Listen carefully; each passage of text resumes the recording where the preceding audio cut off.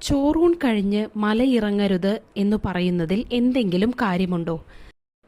മലമുകളിലെ ക്ഷേത്രങ്ങളിൽ വെച്ച് ചോറൂൺ, വിദ്യാരംഭം എന്നിവ നടത്തുന്നത് നല്ലതാണ്. എന്നാൽ ചോറൂണോ വിദ്യാരംഭമോ കഴിഞ്ഞ് മലയിറങ്ങാൻ എല്ലാ കാര്യങ്ങൾക്കും ഇറക്കമായിരിക്കും ഫലം എന്നാണ് കരുതപ്പെടുന്നത്. ഇത്തരം സാഹചര്യങ്ങളിൽ ക്ഷേത്രങ്ങളുടെ താഴെ ഏതെങ്കിലും ഉപദേവന് മുന്നിലായോ മറ്റോ മുഹൂർത്ത സമയത്ത് ഇക്കാര്യങ്ങൾ നടത്തുകയും അതിനുശേഷം മല കയറി പ്രധാന മൂർത്തിയെ തൊഴുത് വന്ദിക്കുകയും ചെയ്താൽ തുല്യപ്രാപ്തിയാണ്. പഴനി മുരുക ക്ഷേത്രത്തിനു താഴെയുള്ള തിരുവിലങ്കുടി ബാലസുബ്രഹ്മണ്യ ക്ഷേത്രത്തിൽ ഇങ്ങനെ കർമ്മം നടത്തി പിന്നീട് മല കയറുന്ന പതിവുള്ളതായി പറയപ്പെടുന്നു.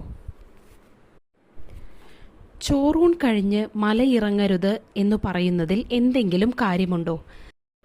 മലമുകളിലെ ക്ഷേത്രങ്ങളിൽ വെച്ച്